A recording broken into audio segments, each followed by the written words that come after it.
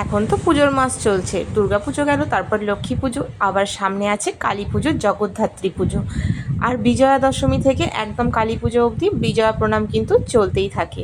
বিভিন্ন আত্মীয় স্বজনরাও বাড়িতে আসেন বিজয়া প্রণাম করতে, আবার আমরাও যাই বিজয়া প্রণাম করতে। আর নারকেল নাড়ু কিন্তু বানিয়ে রেখে দিতেই হয়, যতই দোকানে ভালো ভালো মিষ্টি উঠুক, সেই বাঙালির চিরাচরিত স্বাদ নারকেল নাড়ু, তাই না? ছোটোবেলা থেকে মিষ্টি বলতে বিজয়া দশমীর আমরা তো নারকেল নাড়ুকেই বুঝি। তো আমিও এই বছর পুজোয় কিন্তু নারকেল নাড়ুই বানিয়েছি।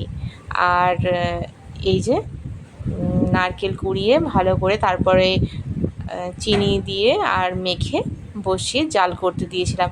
আমি কিন্তু এই নারকেল নাড়ু অনেক রকমভাবে বানাই, আমার যখন যেরকমভাবে মন চাই আমি তখন সেরকম বানিয়ে নিই। আজকে বেশ সাদা সাদা নারকেল নাড়ু বানাবো বলে কিচ্ছু মিক্সড করিনি, শুধু চিনি আর নারকেল দিয়ে বসিয়ে দিয়েছিলাম।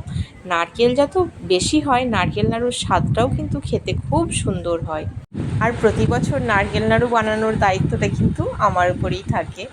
আর নারকেলের সাথে দুধ দিয়ে দিলে না একটু লালচে লালচে টাইপের হয়ে যায়, আমি কিছুতেই দুধ দিয়ে সাদা বানাতে পারি না।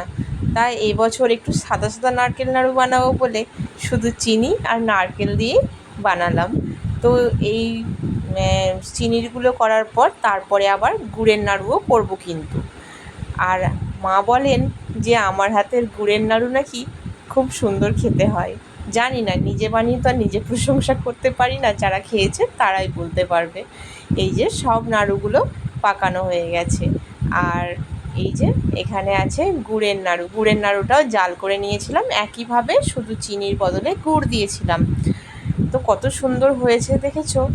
আর হচ্ছে যে গুড়ের নাড়ুর একটা ব্যাপার আছে, সঠিক পাক না করতে পারলে কিন্তু ভেঙে যায় গুড়ের নাড়ু, সহজে চিট আসে না, কারণ গুড়ের চিটটা তো একটু কম। তাই একে সঠিকভাবে পাক করলে এর নাড়ুটাও ভালো হয় আর খেতেও কিন্তু দারুণ সুন্দর হয়। আমাদের বাড়ির আবার সকলে চিনির নাড়ুটার থেকে গুড়ের নাড়ু বেশি পছন্দ করে।